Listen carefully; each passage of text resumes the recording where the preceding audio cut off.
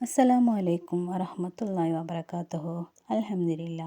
സ്നേഹമുള്ള സഹോദരി സഹോദരന്മാരെ, നാം ചെയ്യുന്ന ഇബാദത്തുകളെല്ലാം റബ്ബ് സ്വീകരിക്കുമാറാകട്ടെ.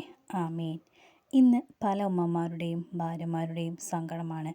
അവരുടെ മക്കൾ, അവരുടെ ഭർത്താക്കന്മാരൊന്നും അവർ പറയുന്നത് അനുസരിക്കുന്നില്ല, അല്ലെങ്കിൽ നിസ്കരിക്കുന്നില്ല, ഖുർആൻ ഓതുന്നില്ല, വളരെ മോശപ്പെട്ട കാര്യങ്ങൾ ചെയ്യുന്നു. അതായത് കള്ള് കുടിക്കുന്നു. അങ്ങനെ അവർക്ക് തോന്നിയതുപോലുള്ളൊരു ജീവിതം അവർ നയിച്ചുകൊണ്ടിരിക്കുന്നു. ഒരനുസരണയും ഇല്ലാതെയാണ് അവരുടെ ജീവിതം മുന്നോട്ട് പോയിക്കൊണ്ടിരിക്കുന്നത് എന്നൊക്കെ സങ്കടം പറയുന്ന ഒരുപാട് ഉമ്മമാരൊക്കെ നമുക്ക് ചുറ്റിനുമുണ്ട്.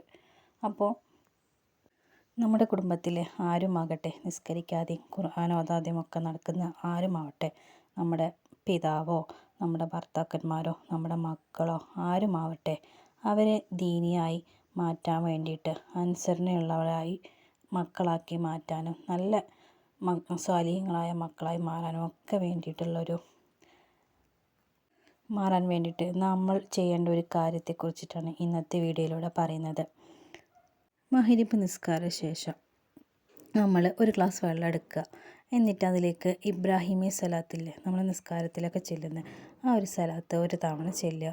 ശേഷം സൂറത്തുൽ ബഖറയിലെ 5-ാമത്തെ ആയത്ത് ഞാൻ ഈ സ്ക്രീനിൽ കൊടുക്കുന്നുണ്ട്. ഈ ചെറിയ ആയത്ത് 101 തവണ ഓതിയിട്ട് ഇഷ്ഫി എന്ന് പറഞ്ഞുകൊണ്ട് നമ്മൾ എടുത്തു വെച്ചിട്ടുള്ള ഗ്ലാസ്സിലേക്ക് മന്ത്രിച്ച് ഓതുക. അതിനുശേഷം വീണ്ടും ഇബ്രാഹിമി സ്വലാത്ത് ഒരു തവണ കൂടി ചൊല്ലിയിട്ട് നമ്മൾ ദുആ ചെയ്യുക. എന്നിട്ട് മന്ത്രിച്ച് വെച്ചിട്ടുള്ള ആ വെള്ളം ആരുടെ സ്വഭാവമാണോ നന്നാവേണ്ടത് അവർക്ക് കൊണ്ടുപോയിട്ട് അവരെ കൊണ്ട് കുടിപ്പിക്കുക.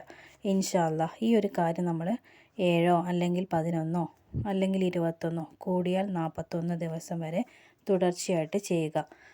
ആർക്കാണോ മാറ്റം ഉണ്ടാവേണ്ടത് അവർക്ക് നല്ല മാറ്റം ഉണ്ടാവുകയും അവർ നല്ല ദീനിയായി മാറുകയും ചെയ്യും. നിസ്കരിക്കുകയും ഖുർആൻ ഓതുകയും ഒക്കെ ചെയ്യും.